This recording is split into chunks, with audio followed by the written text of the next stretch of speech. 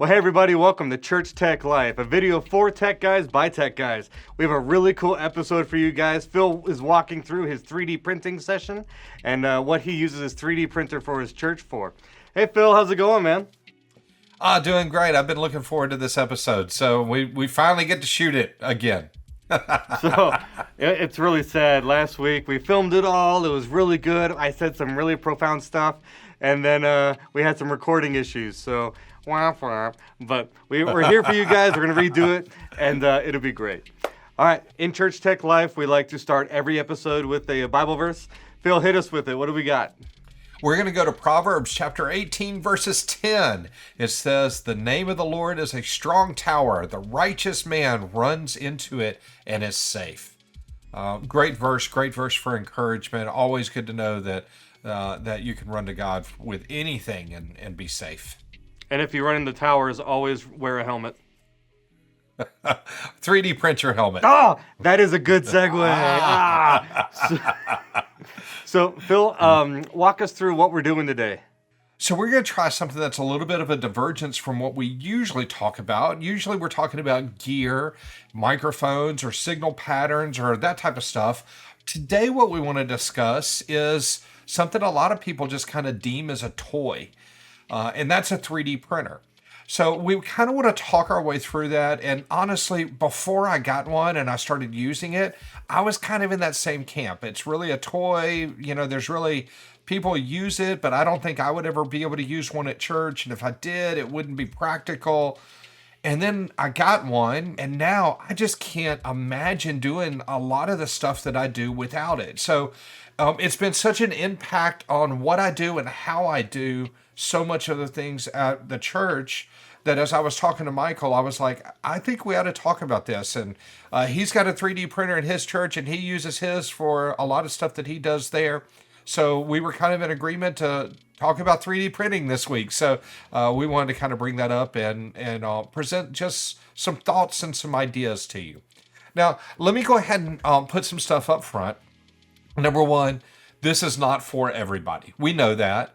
But this is for a few people. And those few people, we do try to want to just talk with you and kind of have a two-way conversation. So don't hesitate to put questions down in the comments section. We'd love to answer those questions. We'd love to just kind of pick your brain on what you might be doing with a 3D printer at your church, or kind of explore some other options that we've done already where you say, hey, have you thought about doing this? And then we can kind of talk about that as well. And you might open us up to some ideas that we haven't even thought of. And hopefully we open you up to some ideas that maybe you haven't thought of as well. The other thing is, we are not sponsored by any of the 3D printing or any of the websites or any of the things whatsoever that we're going to talk about today. So this is all our own opinion. We haven't been given any money. We haven't been asked to do this. We have no relationships with any of these companies. So this is all our own opinion. And so we just kind of want to state that right up from the very beginning. So Yeah, I have a problem with relationships and commitment, so that's good. All right, so I don't even know how to transition on that. 3D printers. So Phil, kind of walk us through what are some of the things that you use it for. I was also kind of in a camp that it was a toy until I got one. So kind of walk us through how you got from it's a toy to, oh man, this is an invaluable tool. Walk us through that. So, yeah, I kind of want to walk through the history of just kind of how I got involved with it. Because, so the basic general gist of this is we had some Blackmagic STI boxes. And we were putting Velcro on them, putting them onto the back of TVs, and they were working fine. But I kind of wanted to do something a little bit different. And then we came across a little lighting controller that had like, I don't know, 6 faders on it or so. And it just controls 2 lights in our IP area, our kind of lobby area. And I need to put that on the wall, and I just kind of needed to clean some stuff up. Well, I started looking at trying to find some sort of a box or something that I could put that in. And I didn't find anything that I really liked for that dimmer. So I don't honestly remember if I talked with you about it or if I was talking to somebody else. They were like, well, why don't you just 3D print one? And I was like, I don't know about that. I don't know how to 3D print, especially design. I have a tough time drawing a straight line, much less making a box, you know? So to me, it just really wasn't obtainable to try to do anything like that. So, and then also, a lot of 3D printers are what I would consider kind of expensive, especially for my budget. Um, Honestly, spending $250, $300, just that's not something that I really wanted to do. So I was online, I was on Facebook, and I actually found my first 3D printer for about $80. And I was like, well, wait a second now, I can afford $80. So got on Facebook Marketplace, found it, jumped online, or set up the communications, and I went and picked it up and brought it back to the house. Got it here. Actually, let me show you. So I got it here, and this is the 3D printer right here. It's this. It's the smaller one of the two that's over here on the left-hand side. This is an Elegoo. It's a Neptune 3. It is not a Pro or anything like that. It's just a standard 3D printer. So that was the first 3D printer that I got, and I really liked it. I started kind of diving into it a little bit. It's not necessarily intuitive at first because there's all this weird stuff that you kind of have to learn. Or I think it's kind of weird at first. And we're going to get into the software and all that type of stuff here in just a minute. So as I was doing it, I found out that my 3D printer would print one type of plastic, but not other types that were a little bit stronger. So again, I spent too much time on Facebook Marketplace maybe, and I came across another 3D printer, and this one was about $100. Again, I'll show you what that 3D printer looks like. It's the one that's enclosed right here. So this one is a different 3D printer, and that gave me the option of printing a little bit of a different kind of plastic, and I was able to do some other stuff with it. So I started diving deep into it and making some 3D prints. At first, I did everything just for fun, just as I learned it, and then I actually started manipulating some stuff that other people did and started using that for my church. And now I basically design a lot of my own stuff, which I'm going to show you some of that stuff here in just a minute. All right, so the church didn't initially buy the printer. You went out and bought it yourself. That way you could learn how to use it, the techniques and tricks, and so you could learn on your own time as a hobby. And then you decided, okay, now it's time for me to start using it for the church. Is that correct?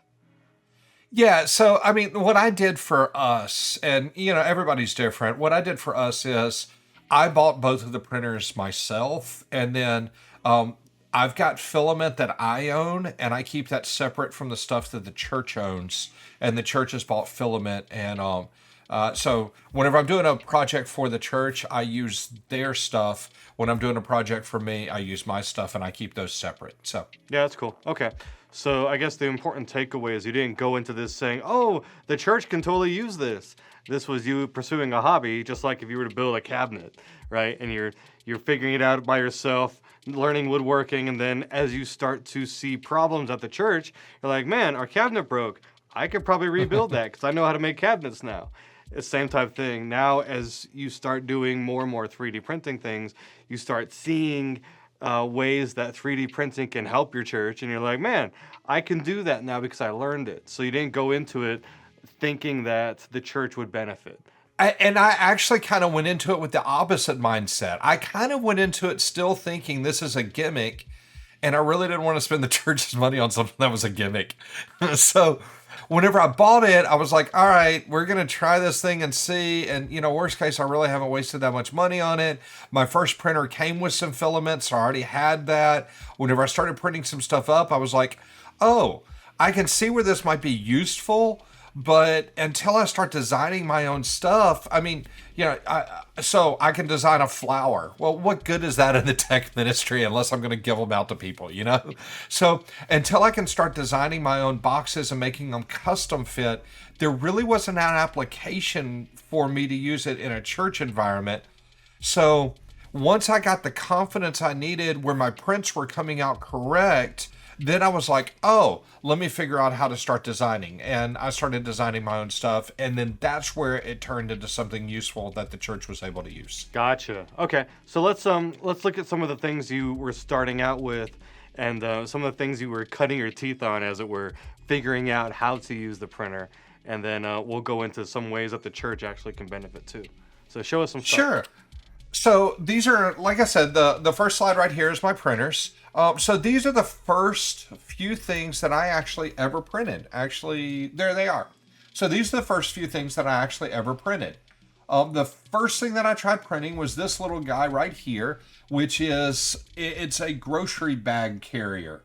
I found it on one of my SD cards and printed it up, and it actually came out. So there's some techniques and some tricks that I had to learn before I was able to just print this up. So it took a little bit of time, but this is literally my first print that I ever did.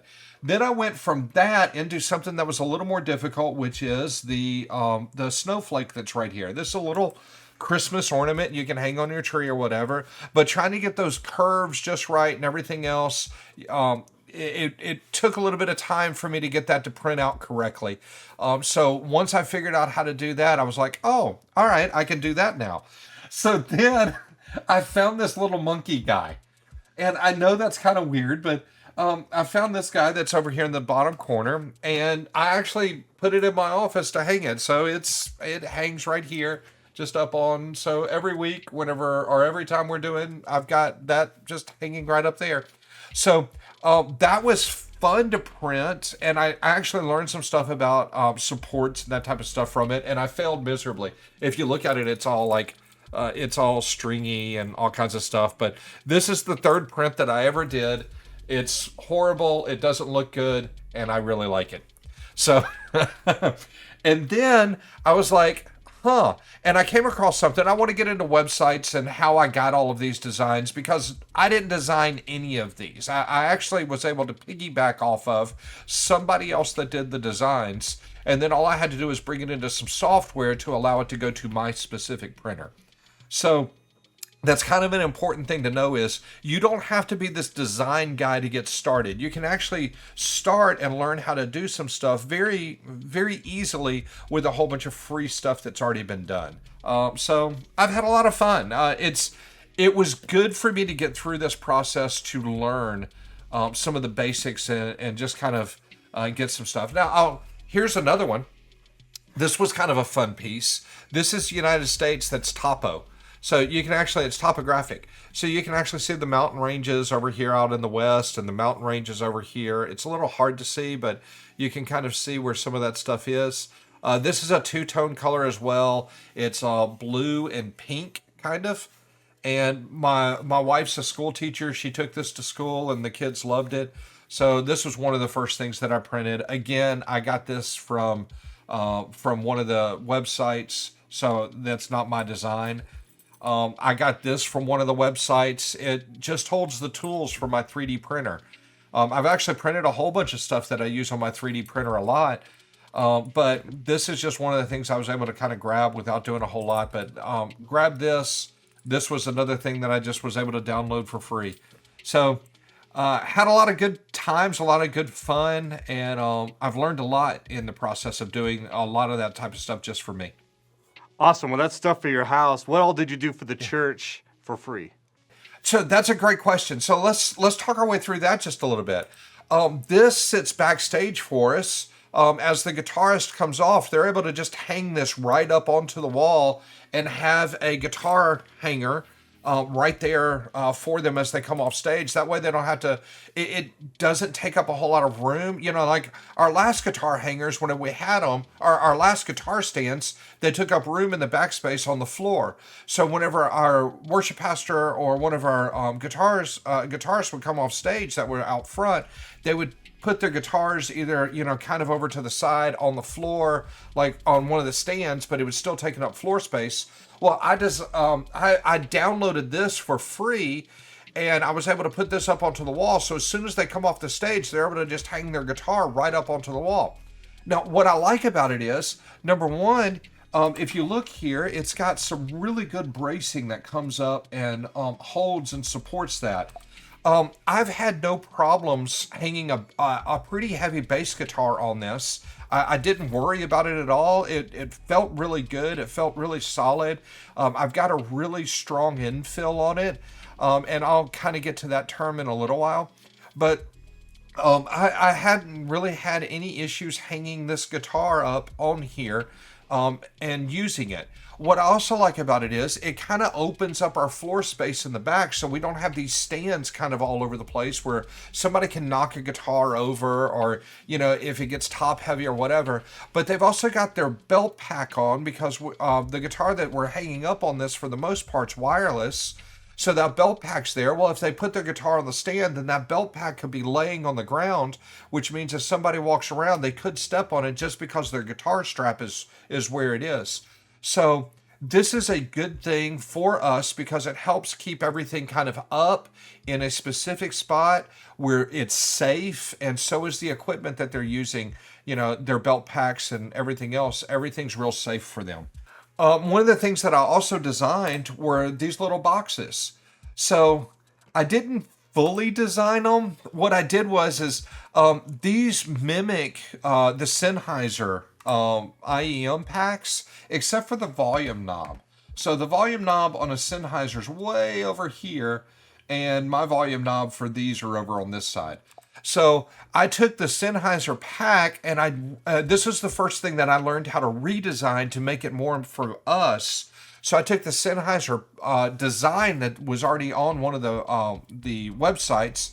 I brought it into some other software, which we'll talk about here pretty soon, and I just filled in where I didn't want space for the old volume knob, and I cut out areas where I did want space for my volume knob and the antenna, and then we needed a total of 3 of each color.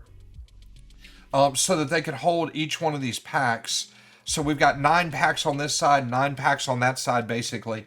And we needed them to be 2 different colors. So I did one of them in white and one of them in black, so that they kind of correspond. That way our singers actually, or not our singers, but our string players will know which packs they're grabbing and where to adjust those whenever they go out onto stage. So the way we have it set up, they're off of avioms. So everybody on the white pack is on one aviom. Everybody on the black packs are on a different aviom. But those color coordinations come by which one they pull them out of whenever they're inside of this. Whenever they grab them from these carriers. One of the other things that I did, which I really like, is I designed. This is a full design that I did. I originally we had these IEMs. I just built the box. I created the box, created the cutout. I measured it out. I got the screw holes in it for it. I got everything right there for it so that we could just walk backstage and drop these IEMs in. And that way we keep them up. They have a place. They're not getting thrown around on a shelf. They're not getting messed up. But one of the things that I did, which it was fun for me to try to do, is I put some glow-in-the-dark paint inside of the cutouts where the lettering is. And that way, whenever they go in there and the lights are off, or if service is going on and the lights are low, those are glowing real bright, and they can actually see where their belt packs go into. So this is something that I designed completely from a blank page and went all the way through. So even if you can't draw a straight line, you can still design a pretty straight box. So this came out really nice for us. One of the other things that I did for the church is the stereo bar, which is what's attached to the mic stand, all this stuff down here. I bought that, but this mic clip I designed I grabbed it from one of the websites, and I grabbed where this screw-in part goes as well. So all I had to do was just get a screw and a nut to attach those two together, and then I was able to screw this entire piece together so that we had mic clips for those mic stands, which now again, we've got a place for those microphones to go where it keeps them off of a shelf, it keeps them protected, and we didn't pay a whole lot for it. I think we have maybe 24 cents of plastic in each one of those clips. So 75 cents or so for all three of them, a couple of screws at, whatever, 15, 20 cents for the screws and nuts. And we're good to go. So, as opposed to buying the clips, and those clips can be, $12 to $25 a piece.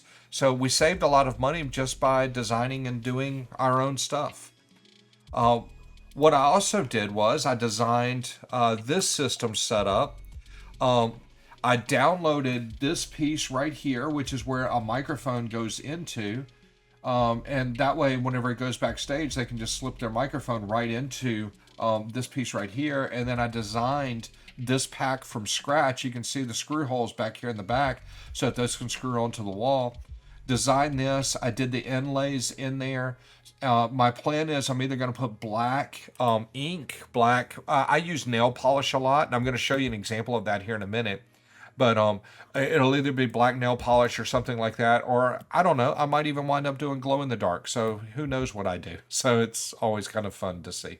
So these are good examples of what we've done for the church. I've got a whole bunch more, but this will just kind of give you an idea of where my mindset was, what's going on. I still haven't designed the box yet that I need to design for the DMX controller. That's going to come here real soon, and we're going to be able to get that up onto the wall.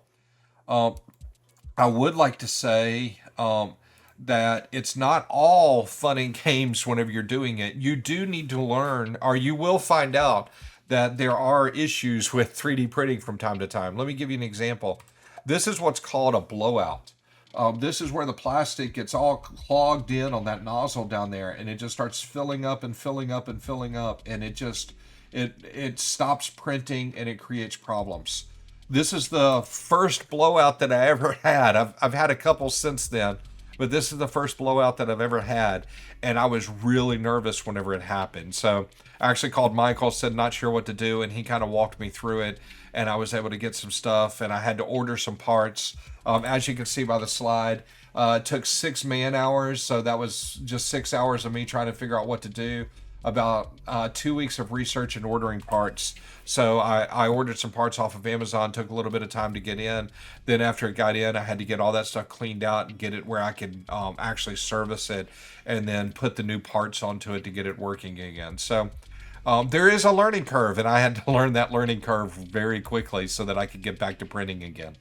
So as you can tell, I've done a whole lot of stuff for the church. I've done a lot of stuff just to kind of learn personally. I've actually created some stuff for my office and stuff that I use in here.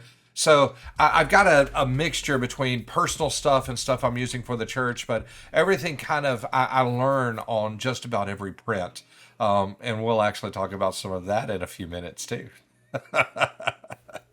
Awesome. Well, yeah, so what's cool is you didn't have to design any of that. You went online and there were files that you could download and then put them into your printer or manipulate for your needs. So kind of walk us through some of those websites that you used to find prints and models that you could print. Yeah, some of it we just got to download.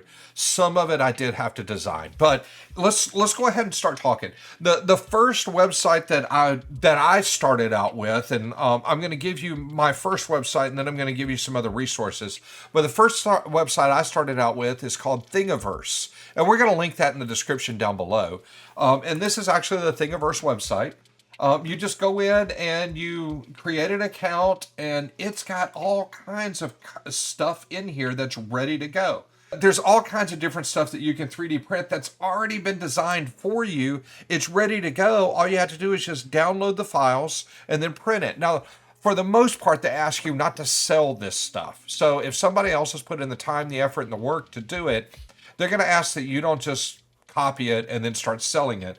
But it is already there for you to be able to use in ways that you would like to. So let's just kind of talk about some of the things that are helpful when we're doing Thingiverse. So I'm going to go up to the search engine, which is right up here, and I'm going to type in IEM, and I'm just going to hit enter. And then it's going to give me stuff that would kind of fit into that. And here is the exact Sennheiser packs I was talking about earlier. So I'm just going to click on that and bring it up. And right here it says download files. I can download the files and get this exact pack right here. And there's some pictures of what those IEMs look like right there whenever they're done. You saw the difference. There's the volume knob that I had an issue with, so I had to fill that in. And I just cut out a spot right there for my stuff. But this is already ready to go. All you have to do is just download it. And if you've got Sennheiser G3, G4s, you can just download this and you have a place to put at least 3 packs. And then you print as many as you need. Like I've got 8 packs in my outdoor rig. So I'm going to wind up printing 3 of these boxes here real soon, so that I've got a total for 9 spots, even though we only have 8 packs. So it's already ready to go. All I have to do is just download it and then send it over into another piece of software so that I can format it for my computer. And we'll talk about that software here in a few minutes as well. Let me also give you some more resources. So this is a website, and I don't know exactly how to say it. It's Yeggi. I'll link it in the description down below, but I think it's Yagi, something like that. I don't know. But this is a website that's kind of like a Google for 3D printers. So it doesn't actually have the files themselves. It just references the websites that already has the files created. So I'm going to go right back over here to this, and I'm going to type in something that I love, which is my Darth Vader. So I didn't create it. I downloaded what they call a Darth Vader, and I actually put this on my lighting console. So I'm going to click on this, and this is going to take me to Thingiverse, which you're going to see that over and over again. They use a lot of Thingiverse. They use a couple of other sites as well. So there is the Darth Vader right there. So if you've ever wanted one, you can come right here, 3D print you a Darth Vader, and then throw this on your lighting console or whatever you want. On your car, on your baby. Oh, can we put it on a baby? You can put it like right there on the forehead. I'm done having kids. I don't know about you, man. But if you guys want to volunteer your baby for a Darth Vader, let us know. We'll send you the Velcro. You just have to send us a picture. They send us the baby, and then we put the Vader on it. And we send it back. Send all to Michael. I don't need babies at the house. So, so let's go from Darth Vader. One of the things that I was looking for whenever I was just kind of getting ready for this video is, what would it look like to do stage trussing? So I went to Yegi, or however you say that, and said, let's do some stage truss. So I saw this right here, and I literally went over to it and started looking. There's the pieces inside of this guy's printer, and this is what the piece would look like if I printed it. So I was like, that's kind of cool. I was thinking about maybe putting some small truss right up in here, and I've got a line array system, so I'm going to actually just kind of hang that from the truss whenever I actually print that up. So then I was like, what else do they have with it? So I looked at this guy's stuff. He's got 16 pieces of truss. This is just square trussing. Now, it's small. You can see the keyboard in the background right here, and this piece right here. It's small, but it's kind of cool for just a little model. So if you wanted something on your desk or something like that, you can have it. But wait, there's more. What if you wanted something larger? Can you do something larger? Take a look at this. This is something that blew my mind when I saw it. This is trussing that a guy has set up and done at his, I guess his house. You can see the tarp that's right there. There's the trussing that he's got. There's the download file. There's a cost on it. This cost is $10 to download that. But he's got this truss system set up right here, and I think it's kind of cool. Now, right here, he's got the truss with some pieces of wood on it and some water on top of it. Now, let me go ahead and say, just so that we kind of state the obvious, this would never be rated to hang lights from. So I am not in any way, shape, or form saying, hey, download this and hang all your theatrical lights over the top of people's heads. That would not be a good idea. This is not rated for that. It is not a good idea to do that. Where I would say this is a good idea is, let's say you just wanted some truss standing up because you like the look, some truss pieces standing up on your stage, and you want to put some truss burners inside of them, just some lights in there to light them up. Instead of spending a whole lot of money to go out and buy truss just for that one thing, and then you may or may not use it for actually hanging lights or something, you could do something like this and it'd be a good stage prop, but it is not load bearing. Do not try to hang anything from it. Don't try to put anything on top of it. I would not recommend any of that at all. Now, what I would do is, since I'm going to have a baby with a Darth Vader on his forehead, I'm going to need a place to change his Darth diapers. So I'm going to use that to hold my baby so I change his diapers. I don't even know how to transition from that one either. So, and to my knowledge, there's no 3D printing of diapers. No, I'm not even going to go there. So what we will do is now let's talk about the software I use.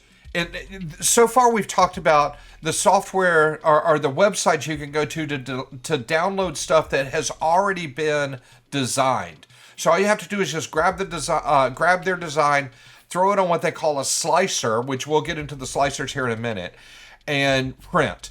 But what happens, like whenever I showed you some of those boxes that I designed and did, what happens whenever you have your own designs or you need to modify those designs any? Well, there's some websites, and one of the websites I want to take you over to is a website called Tinkercad. This has been a great little website for me. I use it all the time. You can see a whole bunch of my stuff in there. There's my little line array. And the reason my line array's there is because it didn't have any type of support on the top of it. So I just brought it in here and created a support piece for it. I've got some other stuff that's in here. This is something that I just 3D printed. I'm actually going to show you this here in just a few minutes. But this is the IEM boxes that I created that have our church's logo across them. So instead of having Sennheiser across that, I went ahead and put just HBC Tech Team on that. Kind of Tech Team. You'll see that one here in a minute. Yeah, as well. it was a teachable moment for Phil, for sure. It was a teachable moment for me. But you can see there's 6 places for that. So I was able to take 2 of those boxes and stack them in on each other. So I did one really, really long print. So to make this happen, as opposed to 2 really, really long prints to make that happen. And I actually saved some time by doing it.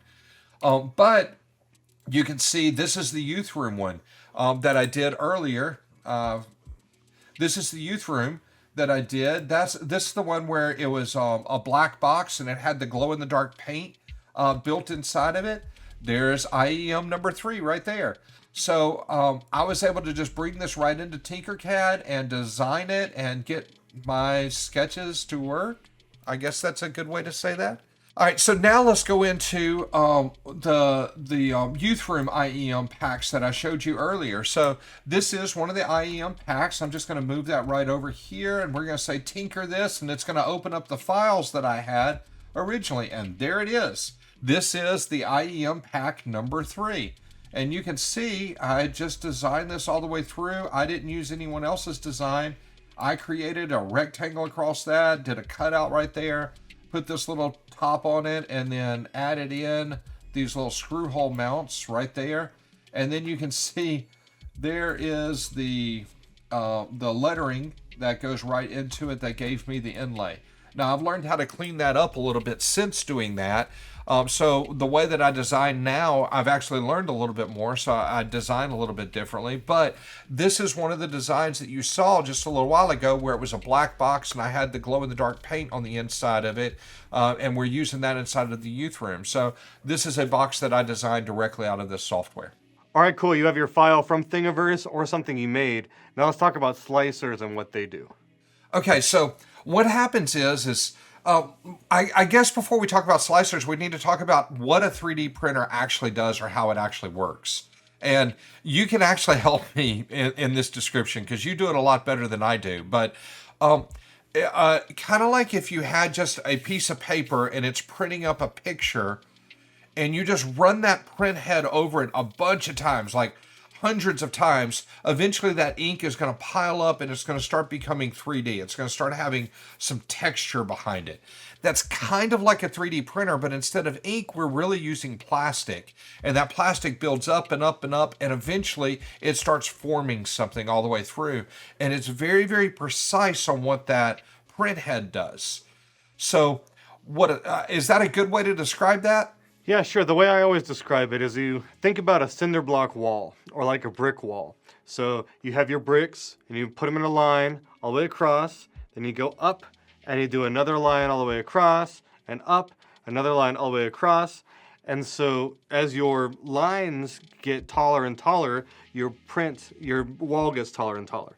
Your 3D printer pretty much does the same thing where it lays down a layer of plastic. It's like a tube, a glob of molten plastic in a line, goes up a little bit, and then another glob of molten plastic, then up, and then another glob of molten plastic. So just like our cinder block wall, or Phil's ink analogy where it's putting more ink on top of ink on top of ink, it's doing the same thing. So every time it passes and does a layer, your print gets taller.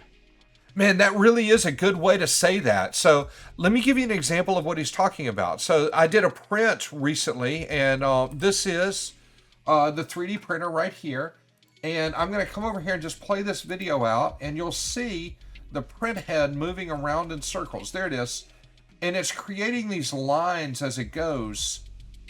And it just slowly starts building it up so that it gets more and more and more, and then it turns into an object. So an example of it building up and up and up, because what you saw there was just kind of the first little layer, or the first couple of little layers right there. So this is an example of some of the boxes that I was building earlier today, and you can see how the 3D printer is going around in circles. It's not a video, it's just a still image, but you can see how it just went higher and higher and higher and higher, like Michael was saying, and then eventually you have a product. So that's what a 3D printer does. Now, what you need is something called a slicer.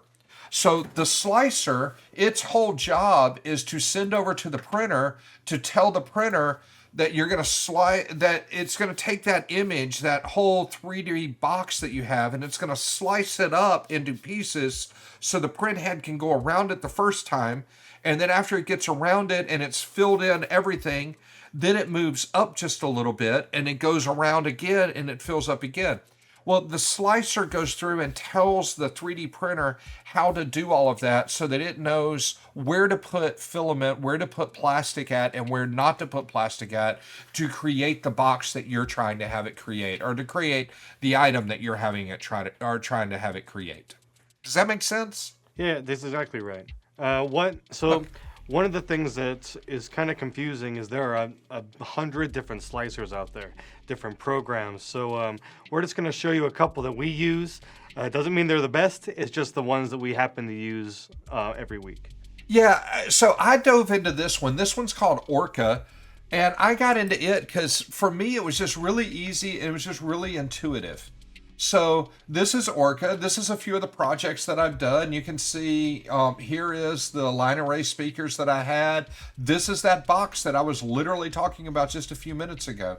And then I've got some other projects and some stuff in here as well, including that's my Jedi light switch right there. So it's actually over here on the wall. So like I said, I've got some things that I do for the church and some things I do for my house, and I enjoy them all. So let's go ahead and open up these Sennheiser packs that I was just showing you an image of. And I've got them open. They're right here on the screen. And what I'm going to do is I'm just going to come over and say I want it to slice. So now I'm going to have this slice this up into segments so that I could send it over to the printer if I want. Now, because this is such a big file, it's going to take a few minutes for it to slice it up. But once it does get it completely sliced up, we're going to be able to go back and take a look at each one of those slices, and you'll see what it's doing and how it's doing it so that we can actually see kind of the slicer in action. So looks like it's done.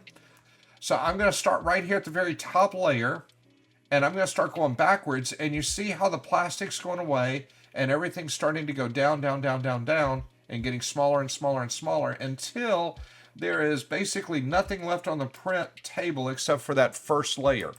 So that's what the slicer does, is it goes layer by layer and it builds it all the way up, and then it sends it over to the printer. That way the printer knows exactly what's going on. So I'm going to take this, let's get right back over here, and I'm going to take this and we're going to build it all the way back up again so you can see. So this is how the 3D printer would slice it, and this is how it'll print it whenever it gets sent over to the printer, so that we have a completed project at the end. So that was what it looked like from the computer's perspective of getting it all the way to the finished product. And then here is kind of a finished product. This is the exact same box you were looking at inside of that. It's just one of them. I was printing two. This is actually a failed product. I'm going to have to reprint this. One of the things that you have to learn in 3D printing is it's okay to fail. Go ahead and just redo to your design, get things going, and it's okay whenever things don't come out exactly right. Remeasure, get things going like you need to, and then go from there.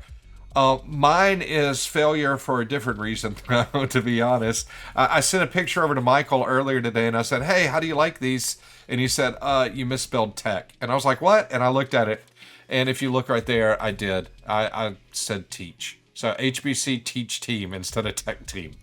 What are you going to do? So made a mistake there. So a few minutes later, I went ahead and stopped it. But this will give you a good idea of what it looks like as it's being sliced. So you can kind of see it coming up, and then you can see how it kind of all puts together. Now, you can also see that there's space right here. There's holes that are right down in here inside of the plastic. That's called the infill areas, or the space where you put infill. So if I wanted this to be really strong, really supportive, then I would put infill into this, and it would create a lot more structure, a lot more strength in this product. For this, since it's just going to have some IEMs laying on the inside of it, I really didn't want a whole lot of infill. If I'm printing and I'm doing it kind of as a prototype, and I know I'm not going to use it for anything major, number one, I'm going to print it kind of small, usually, but I'm not going to use a whole lot of infill whatsoever. That way I don't waste a whole lot of plastic for no reason.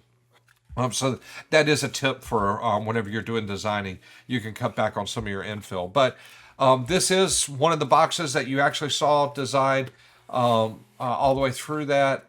It fits really nicely. I've already dry fit the IEMs in it. This is going to work. I've already corrected the tech logo on there.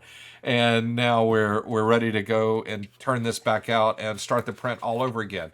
So this one box by itself would take me 17 hours to print.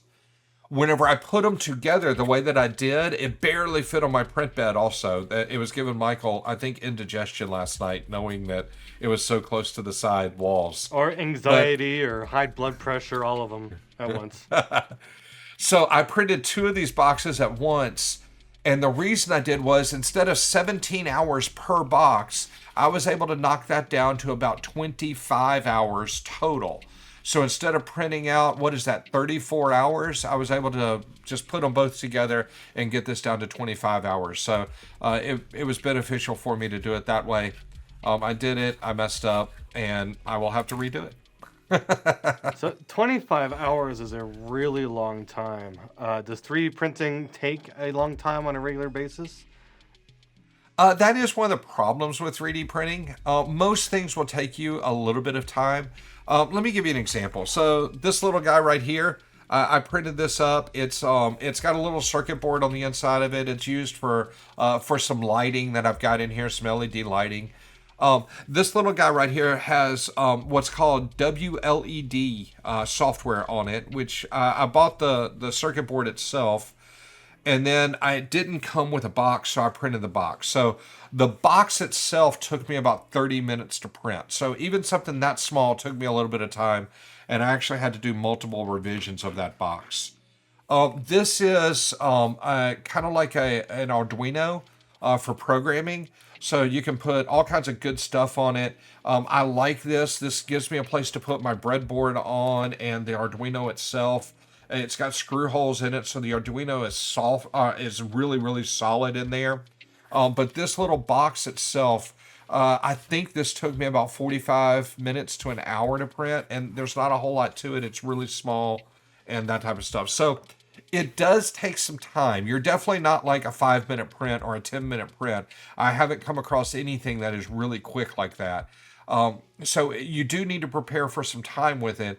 But honestly, if I'm looking at buying something like, if I was to buy this, I'm probably looking at $10-15. To print it, I'm looking at, under an hour's worth of printing. And I think that was, 7 cents, maybe 8 cents worth of plastic. So you do spend time on it, but it is pretty cheap to print. So that's a really good thing to talk about. So one of the appealing things about 3D printing is the cost. You buy a roll of filament from anywhere from $8 to $20 at the most, and you get a lot of use out of it. And then everything you print, if you were to buy it in a store, like those microphone clips that Phil was showing you, or those enclosures or boxes he was talking about, those Sennheiser clips cost about $8 a piece. Whereas when you print it by yourself on your printer, if you get it right the first time, it's only going to cost you about 7 cents. That's incredible. That's crazy. And so that's where once you start putting in the time and effort, you're going to start seeing some real cost savings there, just because it can be a lot cheaper for you to make things than to actually buy them pre-made. Would you say that, Phil? Yeah, I would. And the other thing is, I didn't realize how much I would use a 3D printer until I started using a 3D printer. Like, I walked backstage and I was like, man, I would love to get that guitar up off the ground. I wonder if there's something on Thingiverse. So I jumped on Thingiverse and said, guitar wall hanger, and I found probably 10 or 15 different options. I don't remember how many, but there were several options. And I was like, I like this one. So I came home Sunday after church and started the printer, and by Monday morning it was ready to go. I took it in there and put it on the wall, and I was like, this adds a lot to what we're doing already. It just opens you up to having the ability to go, wow, I can print something and solve a problem, and I can do it for pennies. It takes a little bit of time, but I usually put my printers on before I go to work, come home, they're ready to go. I install it the next day, or I put them on at nighttime, and then whenever I wake up the next morning, they're ready to go. Yeah, I think it's really cool. One of the things I noticed too was, before I had the 3D printer, I didn't think anything of it. I would go out and buy something to make myself organized or accomplish a task. Now, when I'm walking around the church solving problems, I see things and I say, oh, it'd be really cool if I could design a bracket for this, or it'd be really neat to have an enclosure for this, or a box, or any keycaps for my keyboard, that kind of thing. It'd be really nice to print that so I don't have to go purchase it, Or a Darth Vader for your kid. That, not my baby, remember, it's someone else's baby. But no, I really didn't realize how much I was missing until I went down the 3D printing rabbit hole. So you don't have one, that's okay, but you don't know what you're missing out on.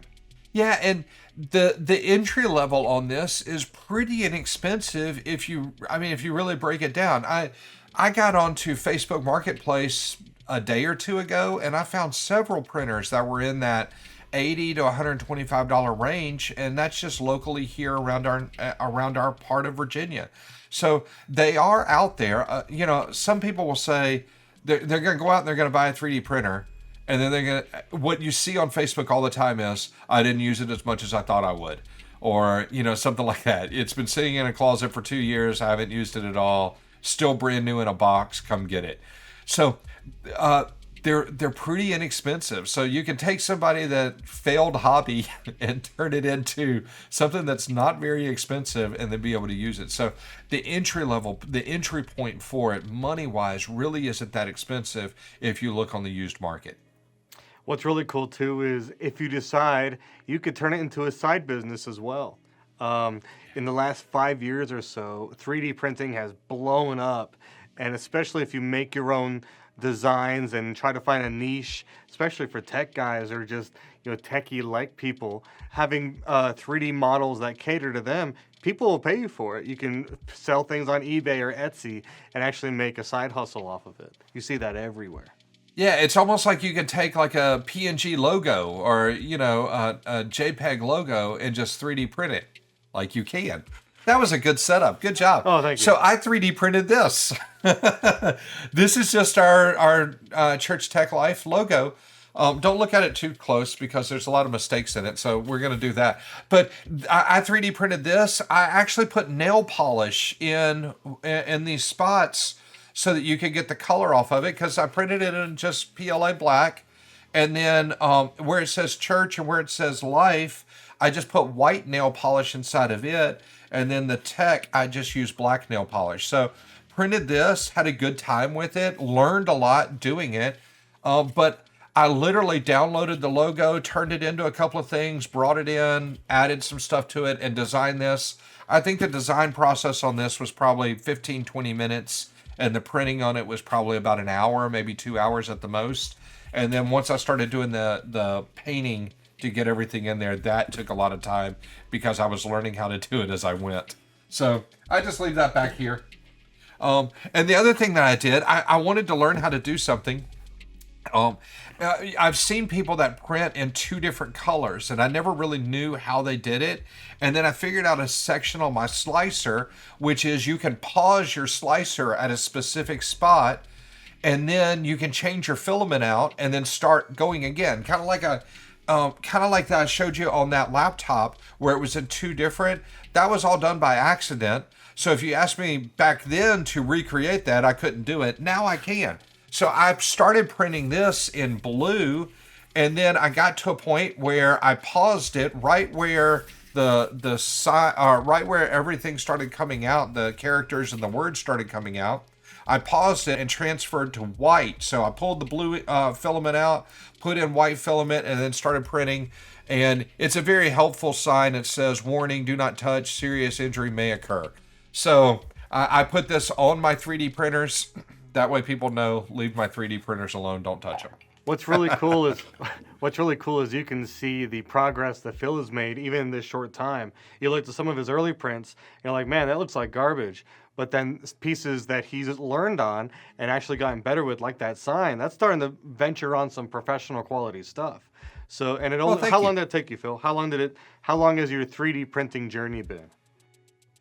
I got my first printer June 1st-ish. So like a couple months? And yeah, and then I was traveling a lot. We did that thing where I went up to North Dakota and I was doing some stuff up there and came back. And I actually don't think I was using my 3D printer before I went to North Dakota. So I would say I basically started this journey back in July. So right around the 4th of July is where I started downloading my first software and started doing my first stuff. So like a month? So yeah.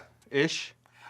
Yeah, month and a half. Well, that's really encouraging because, I taught myself guitar, right? And that took literally years to get up to the point where I'm actually okay with it, right? Phil, over a course of a month, taught himself enough to actually get out some real product, which is really cool. So don't be discouraged. One of the things Phil said was, don't be scared of messing up, because you will. Just like teaching yourself anything, there's going to be a learning curve for it that you're going to have to just get over and push yourself through, because in Phil's case, in a whole month, he got to the point where he was making some really cool stuff. So stick with it, man. Yeah, and I've got a trash can full of stuff that I've messed up. So like this little box right here, this small box, I can give you the measurements, but that small box I had to print 5 times. So that was 30 minutes a pop at 5 times. So I don't know how long that took me. You can do the math. But I printed that over and over again and finally got it to work, and it was correct. And part of it had to do with I had to learn how to measure correctly, because most of the software is working in millimeters. And that does bring up a good point. I did pick up this little tool, this little caliber from Harbor Freight. Highly recommended. It gives you the ability to get precise measurements. So if I just measure this box out, I'm going to pull that out. I'm going to come in here and take a look at it. And I'm right about 36 millimeters on that box. So I would start my design right in there.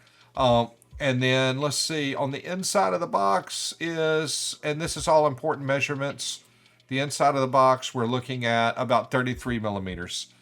So that's about right, give or take a little bit. So that gives you, you will need something like this so that you can do measurements. And then also I would recommend something in metric, because it's a lot easier to deal with metric whenever you're dealing with this than it is trying to deal with just regular inches and trying to figure out the fractions and getting all that stuff. A lot of the 3D printing equipment is made overseas, and so it's calibrated in millimeters. And then, as a standard, most slicers deal with metric natively. So even though we're in America right now, and so we deal with feet and inches, but it's better for us to think in metric terms for this use case, just because the entire community is built around the metric system. Yeah. And honestly, to me, it's a lot better. Even if it wasn't built around it, I would probably move over to millimeters, because it's so much easier to think in the metric system whenever you're doing this, as opposed to trying to deal with fractions and stuff. So, Well, cool. Thank you, guys. Hopefully you benefited just as much as I did from that. Thank you, Phil, for walking us through it. I had a lot of good time listening to you today. cool. I'm glad. I hope that I inspired somebody to take a look at this thing and say, man, this might be interesting. Feel free to put stuff down in the comments, ask questions, engage with us. We'd love to talk with you. We'd love to answer questions. I am, as Michael said, I am pretty new to this journey, but I'd love to learn from y'all as well. So talk with me, put some stuff down in the comments. If you've got videos that you've done, that you've 3D printed for your church or that type of stuff, put it down in the comments sections. I'd love to take a look at your video if possible. Yeah, guys. Be sure to like and subscribe. It's completely free. It helps out the channel. We're about, how many videos? 8 videos in? And we're growing exponentially. It's so cool to watch you guys relate with each other, with the other channel, and talking with us. It's just, that's why we do what we do. All right, guys. We'll see you next month. Take care. Have a good day. Have a good one.